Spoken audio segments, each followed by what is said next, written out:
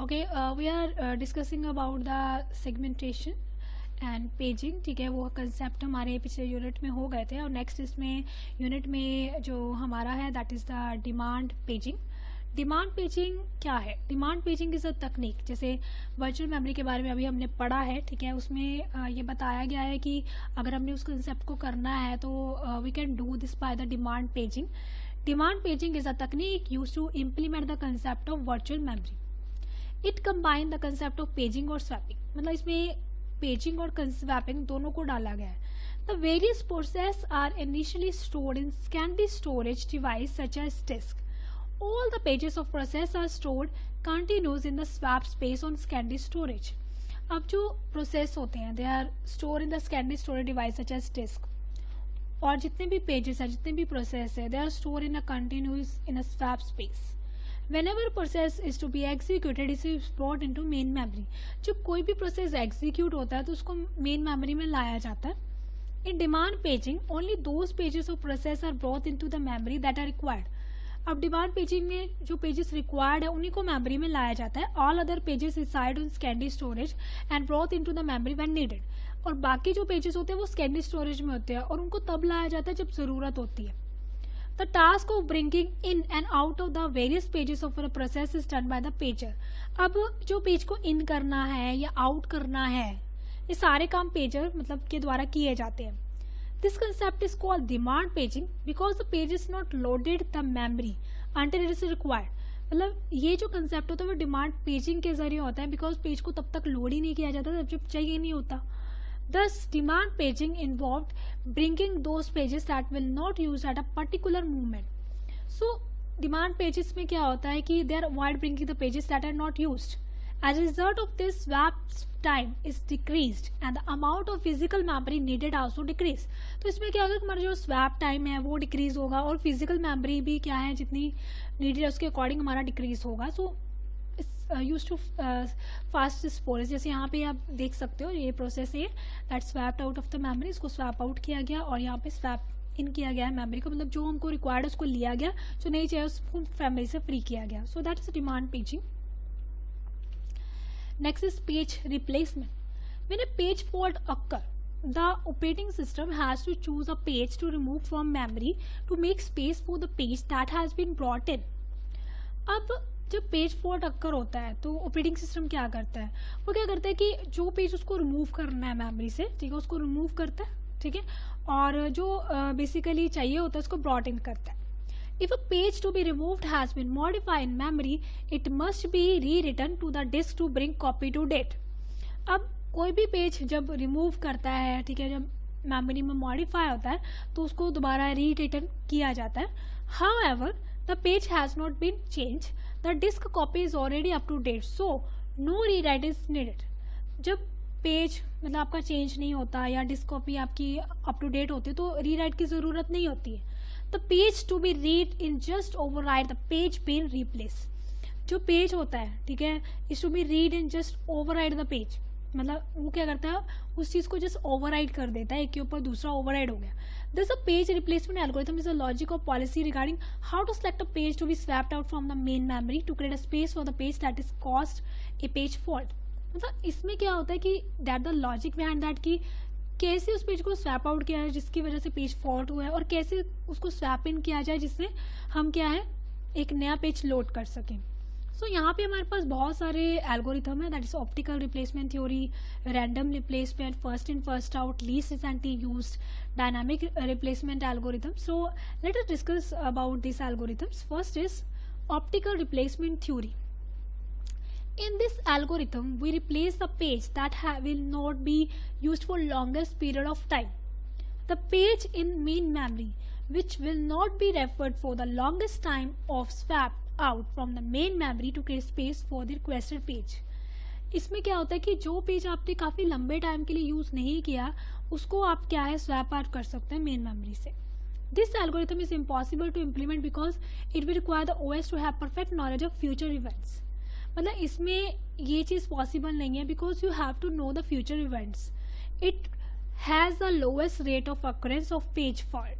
मतलब इसमें क्या है कि पेज फॉल्ट की सबसे लोएस्ट अकरेंस रहती है, ठीक है. random replacement. On the flip side of complete optimization is most basic approach of page replacement, simply choosing the victim or page to be removed at random. Each page frame involved has an equal chance of being chosen without taking into consideration the reference stream or locality principle. Due to the random nature, the behavior is algorithm quite obviously random and unreliable. मतलब that means to say कि that is the flip side. मतलब इसमें क्या एक basic approach है, एक victim को choose किया और उसको रिमूव कर दिया. That means a random thing कि आपने कोई भी पेज चूज किया और उसको क्या है, उसके अकॉर्डिंग क्या है, उसको स्वैप आउट कर दिया. और इसका बिहेवियर क्या है, रैंडम है, अनरिलायबल है. That's why it's random replacement with most reference streams. This method produces an unacceptable number of page fault as well as victim pages being trashed unnecessarily. अब इसमें क्या है कि इस मेथड में क्या है कि unacceptable number of page fault होते हैं because there are number of thrashed unnecessary. A better performance can almost always be achieved by employing a different algorithm. So next is first in first out. In the simplest page algorithm, the and association with each page, the time when that page brought into memory, कौन से time को में इसको लिया गया था memory में. In this algorithm, whenever a page is to be replaced, the older page is chosen. That page is swap out, which has been the main memory for the longest period of time. अब इसमें क्या है कि उस page को replace किया जाए जो बहुत ओल्डर हो चुका है, ठीक है, तो उसको हम क्या है स्वैप आउट कर देते हैं मेन मेमोरी से, जो बहुत लंबे टाइम के लिए आपके मेमोरी में पड़ा है.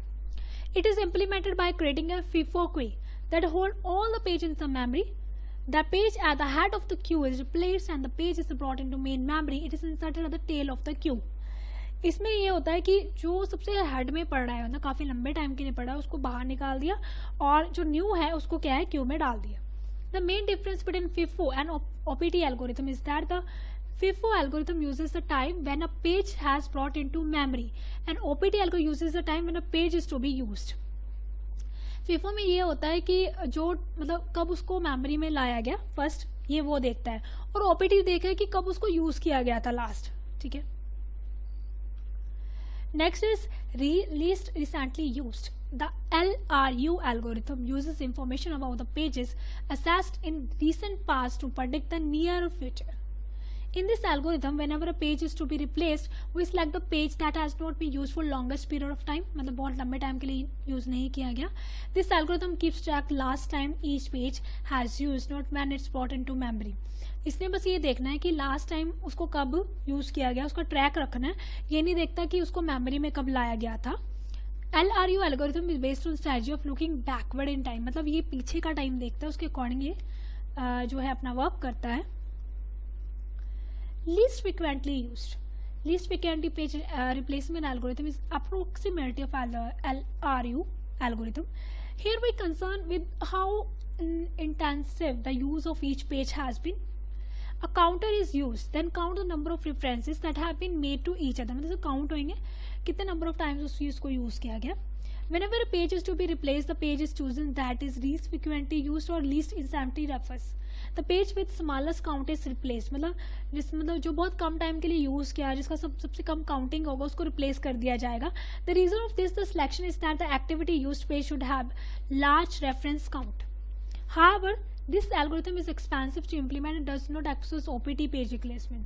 मतलब इसमें क्या है कि ये काफ़ी एक्सपेंसिव है और that not about the OPT page. मतलब OPT में कब यूज़ किया गया, मतलब दैट मीन्स टू से कि उसके अकॉर्डिंग क्या है, उसको जो फर्स्ट टाइम यूज़ किया गया उसके अकॉर्डिंग निकालता है. लिस्ट में जो सबसे कम यूज़ किया गया उसके अकॉर्डिंग इसको ये वर्क करता है.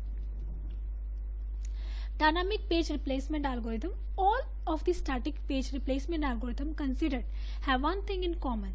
They assume that each program is allocated a fixed amount of memory. It begins execution and does not request further memory during its lifetime.